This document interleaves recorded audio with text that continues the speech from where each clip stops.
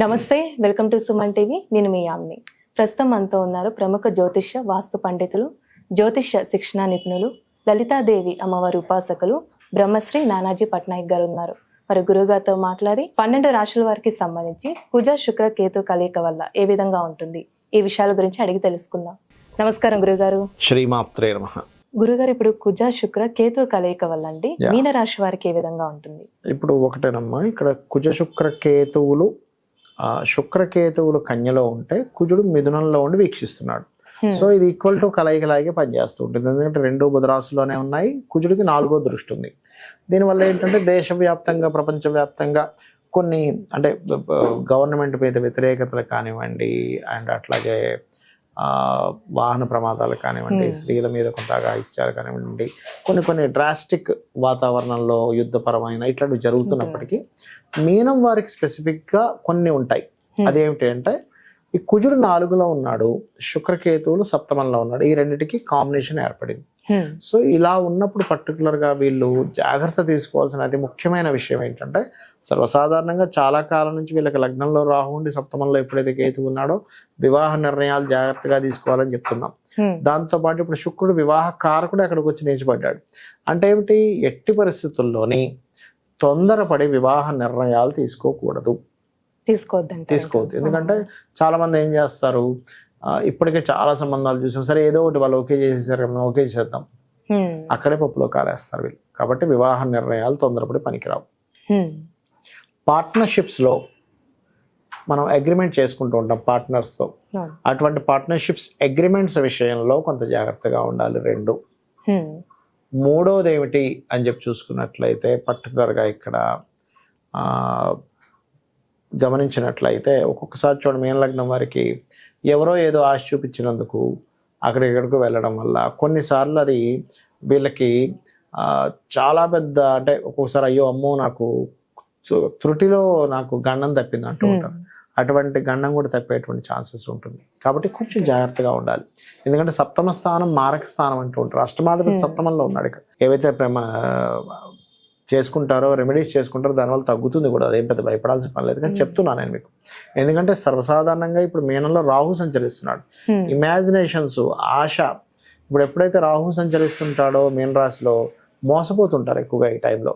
కాబట్టి ఏమిటి, ఎవరో ఏదో పార్ట్నర్ ఏదో ఆశ చూపించారు, జీవిత భాగస్వామి కావచ్చు, బిజినెస్ పార్ట్నర్ కావచ్చు, సమాజంలో ఏదో జరుగుతున్న దాని గురించి వీళ్ళు వెళ్ళి అక్కడ మోసపోవడం కావచ్చు, ఇట్లాంటివి ఉంటాయి. కాబట్టి ఎక్కువగా ఉంటుంటుంది. కాబట్టి ఈ విషయంలో జాగ్రత్తగా ఉండాలి.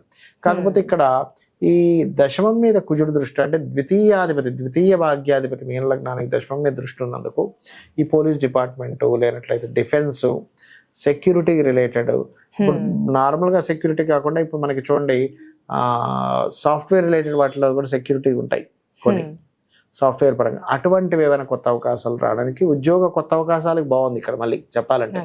కానీ ఈ విషయాల్లో పర్టికులర్గా పార్ట్నర్షిప్స్, వివాహము, ప్లేస్ మారేటువంటి విషయాల్లోని, ఏదైనా అగ్రిమెంట్ చేసుకునే విషయంలో సిబ్లింగ్స్ మూలంగా ఒక్కోసారి సంబంధం ఒక్కోసారి మిస్ అవ్వడం, సిబ్లింగ్ వద్దంటున్నందుకు సంబంధాన్ని వదులుకోవాల్సి రావడం, ఇట్లాంటివి కూడా ఏర్పడుతూ ఉంటాయి. సో ఈ విషయాల్లో లేదా ఏదైనా స్టేజ్కి మాట్లాడేటప్పుడు, సోషల్ మీడియాలో ఏదైనా ఒక స్టేట్మెంట్ ఇచ్చేటప్పుడు ముఖ్యంగా జాగ్రత్తగా ఉండాలి మీన లగ్నం వారు, మీన రాశి వారు. అయితే ఇప్పుడు మీనరాశి వారికి ఇంకా మెరుగైన ఫలితం రావాలంటే ఎలాంటి పరిహారం చేయాలంటారు? తప్పకుండా అమ్మ, ఇక్కడ ఫస్ట్ ఆఫ్ ఆల్ ఏంటంటే వీళ్ళకి రాజరాజేశ్వరి అమ్మవారి యొక్క ఆరాధన చేసుకోవాలి ముఖ్యంగా. అయితే ఇక్కడ వీళ్ళకి ఒక లక్కీ ఏంటంటే పూర్వజన్మ కర్మస్థానంలో బుధాదిత్య యోగం ఏర్పడింది. ఎప్పుడైనా పూర్వజన్మ కర్మస్థానంలో బుధాదిత్య యోగం ఏర్పడినప్పుడు ఏం జరుగుతుంది అంటే, వీళ్ళకి పూర్వజన్మలో చేసిన పుణ్యం ఇప్పుడు అనుభవంలోకి వస్తుంది. మనం ఏమనుకుంటామంటే ఎప్పుడు కష్టాలు అనుకుంటాం కదా, ఒకసారి లక్ కూడా కలిసి వస్తుంది కదా, పుణ్యం కలిసి వచ్చేటువంటి సమయంగా చెప్పుకోవాలి ఒక రకంగా పాజిటివ్ చెప్పాలంటే. ఎందుకంటే బుధాదిత్య యోగం ఇస్ ఇన్ 6th house. సహజంగా మీన లగ్నంలో జన్మించారంటే తండ్రితో ఎక్కువ లింక్ ఉంటుంది వారికి. గవర్నమెంట్ ఎంప్లాయీస్, ప్రభుత్వ సంబంధించినటువంటి విషయాలు, తండ్రికి ఇతను చేయడం లేదా తండ్రి ద్వారా ఈయన పొందడం, అంటే ఈయన లైఫ్ మొత్తం దాంతో కనెక్ట్ అవుతుంది. ఇక్కడ ఏమవుతుందంటే ఆ కర్మ చాలా మటుకు ఫ్రూట్ఫుల్ అయ్యేటువంటి విషయాలు ఇట్లాంటివి ఇస్తూ ఉంటుంది. అయితే ఈ సమయంలో వీళ్ళు ఎక్కువగా నవగ్రహాల్లో శుక్ర, కేతు, కుజ, శని గ్రహాల దగ్గర, వీలైతే రాహుగ్రహం దగ్గర కూడా, ఎందుకంటే వీళ్ళకి లగ్నంలో రాహు ఉన్నాడు కాబట్టి రాహుగ్రహం దగ్గర దీపారాధన చేయడము, అమ్మవారి నామాల్లో ముఖ్యంగా దుర్గానామము, అదేవిధంగా రాజరాజేశ్వరి అమ్మవారి యొక్క స్తోత్ర పఠనం చేయడము ఇవి గనక చేసినట్లయితే వీళ్ళకి తొందరపాటు నిర్ణయాలతో వివాహ సంబంధించిన విషయాల్లో కానీ ఇమాజినేషన్లో ఏదో ఆశపడి ఇబ్బంది పడడం కానీ తగ్గుతుంది. ఇప్పుడు ప్రపంచవ్యాప్తంగా చూసుకున్నట్లయితే ఏ విధంగా ఉంది? మనం ఆల్రెడీ ఉట్టి శుక్రకేతువుల కలయిక ఒక 10-15 రోజుల క్రితం నుంచి ముందే మనం చెప్పాము ఏంటంటే కొంచెం స్త్రీల మీద కాస్త ఈ అఘాయిత్యాలు, ఎందుకంటే శుక్రుడు స్త్రీల కారకుడు అమ్మ. ఈ కేతువుతో కలిసినప్పుడు కుజుడు దృష్టి ఉన్నప్పుడు ఇట్లాంటివి జరుగుతాయని చెప్పి మనం ఆల్రెడీ ప్రిడిక్ట్ చేసాం. అదే రకంగా మనకు కనబడుతుంది కూడా. నిన్న మొన్న ఏదో సంథింగ్ ఈ పార్టీ వాళ్ళు ఏదో చేశారు, ఒక హీరోయిన్ విషయంలో కూడా మనకి జరుగుతుంది. అంటే ఏమిటంటే దీని ప్రభావం ఇంకో 18 రోజుల వరకు దీని ప్రభావం ఉంటుంది. అదేవిధంగా ఈ కుజుడు ఇప్పుడు ఈ మిథునంలో ఉండడం కాకుండా నెక్స్ట్ సెప్టెంబర్ 20కి కర్కాటకంలో కూడా వెళ్తాడు. అప్పుడు ఆ కుజుడు శుక్రుడిని కాకుండా శుక్రుడి సంబంధం కాకుండా అక్కడ శని సంబంధం కూడా పెట్టుకుంటాడు. అందుకని అదొక 4-5 నెలల ప్రభావం ఉంటుంది. అంటే దీని ప్రభావం ఇప్పుడు ఓన్లీ శుక్రకుజ కేతువే కాకుండా ఇంకొక 5 to 6 months వరకు ఈ దేశవ్యాప్తంగా ఇప్పుడు ఆల్రెడీ కొన్ని యుద్ధాలు కూడా జరుగుతున్నాయి. సరే, దాని ప్రభావం పెరుగుతూ ఉంటుంది. పెరగడము లేనట్లయితే కొన్ని అంటే ప్రభుత్వం కొన్ని డ్రాస్టిక్ నిర్ణయాలు తీసుకోవడం ద్వారా దాని యొక్క ప్రభావం పడడం ఇట్లాంటివన్నీ కూడా ఉంటాయి. అంటే ప్రభుత్వం మీద వ్యతిరేకతనిచ్చేటువంటి గ్రహస్థితి నడుస్తుంది ప్రజెంట్ ఇప్పుడు. అందుకని ఏమవుద్ది, స్లోగా ప్రభుత్వం మీద వ్యతిరేకత ప్రారంభమవుద్ది. ఫస్ట్ ఏమో పాజిటివ్గా ఉంటుంది, దాని తర్వాత వ్యతిరేకత ప్రారంభమవుతుంది. అంటే మల్టిపుల్గా జరుగుతూ ఉంటాయి. ఒకవైపు వ్యతిరేకించే వారు ఎక్కువ మంది, ఒకవైపు ప్రభుత్వాన్ని సమర్థించే వాళ్ళు ఎక్కువ మంది. ఎలా ఉంటుందంటే ఇప్పుడు ఇవాళ రేపు మీరు చూడండి, ఏదో ఒక ఇష్యూస్ నడుస్తూ సమర్థించే వాళ్ళు వ్యతిరేకించే వాళ్ళు పెరుగుతూ వస్తున్నారు ప్రతి విషయాన్ని, ఇష్యూని. ఆ రకంగా ఏమవుతుందంటే ప్రభుత్వ సంబంధించినటువంటి విషయాల్లో, ఎందుకంటే ఇక్కడ రవి కూడా మనకి శుక్రకేతువుల మీదుగా ప్రయాణం చేయనున్నాడు ఆయన. అందుకని ఏమవుతుంది, కొన్ని విభజనలు అంటే ఇప్పుడు ఆల్రెడీ ఒక ప్రభుత్వం నడుస్తుంది, ఆల్రెడీ ఓడిపోయిన ప్రభుత్వం దీన్ని అవకాశంగా తీసుకొని ఇంకేదైనా మనం దీన్ని ప్రణాళిక చేయొచ్చా, మనం ఇంకేదైనా దీన్ని అడ్వాంటేజ్గా తీసుకుని మనం ఏదైనా చేయొచ్చా అనేటువంటిది ఉంది. కాబట్టి ఈ రవి కేతువు మీదుగా సంచారం జరుగుతుంది కాబట్టి నెక్స్ట్ కాస్త ప్రభుత్వాలు కూడా జాగ్రత్తగా ప్రభావం ఉంటుంది. అయ్యో, పొలిటికల్ మీద జరిగేటువంటి గొడవల వల్ల పొలిటికల్ మీద ప్రభావం వచ్చే ఛాన్సెస్ ఉంది రాబోయే ఇక్కడ నుంచి ఒక 5 to 6 months వరకు అనేటువంటిది బలంగా చూపిస్తుంది. ఎందుకంటే ఈ కుజుడు ఇప్పుడంటే శత్రుక్షేత్రంలో ఉన్నాడు మిథునంలో, కానీ తర్వాత నీచస్థానంలోకి వెళ్తాడు. నీచస్థానంలోకి ఎప్పుడైతే వెళ్ళి తను శనిని వీక్షిస్తాడో, అష్టమంలో ఉండే శనిని, అక్కడి నుంచి అష్టమంలో ఉండే శనిని వీక్షిస్తాడో, శని కుజులు ఎప్పుడైతే వీక్షణ జరుగుతుందో ఏమవుతుందంటే ఈ ఫలితాలు ఇస్తుంది. అలాగే కొంత వాహన ప్రమాదాలు, శుక్రుడు వాహనాలకు కారకుడు. ఈ 18 రోజులు దాదాపుగా మనకి సెప్టెంబర్ 18th వరకు కొంచెం వాహనాల విషయంలో, అది ట్రైన్లు కావచ్చు, బస్సులు కావచ్చు, కొంచెం ప్రయాణాలు చేసేటప్పుడు కొంత జాగ్రత్తగా ఉండాలి. సడన్గా ఉన్నటువంటి ఏదైనా ఒక రాజులు ప్రయాణించేదంటే ఇప్పుడు సీఎంలు పిఎంలు ఉన్నారు, వాళ్ళు ప్రయాణించేటువంటి వాహనాలు కూడా కొన్ని చెడిపోవడం సడన్గా ఇట్లాంటివి జరుగుతూ ఉంటాయి.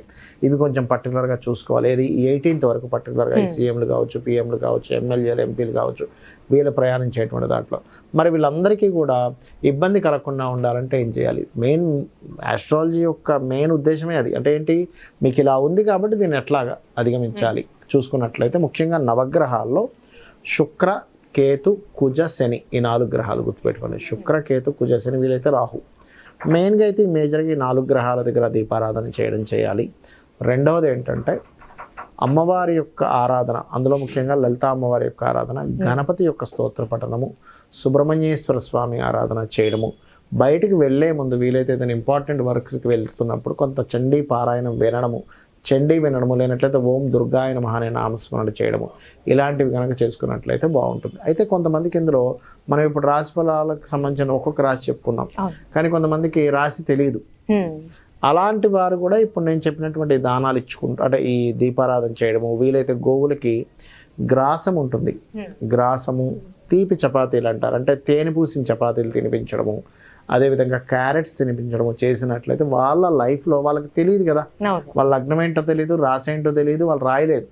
అలాంటప్పుడు మరి గ్రహస్థితి వచ్చింది ఎలా ఉంటుంది అని డౌట్ వస్తుంది. ఈ పరిహారం కనుక చేసుకున్నట్లయితే ఇబ్బంది అనేటువంటిది రాదు. ఈ విధంగా చేసుకోవచ్చు. తెలిసిన వాళ్ళకి ఆ పర్టికులర్ అంశాల్లో జాగ్రత్తగా ఉండాలి. నేను చెప్పేది ఒకటే, ఈ శుక్రుడు మారే వరకు కూడా స్త్రీలను ఒంటరిగా కొన్ని ప్రదేశాలకు వెళ్ళినప్పుడు ఇబ్బంది ఉంటుంది అన్నప్పుడు కొంచెం జాగ్రత్తగా ఉండడం మంచిది. చాలా చక్కగా తెలియజేశారు గురుగారు, ధన్యవాదాలండి. శ్రీమాత్రే నమః.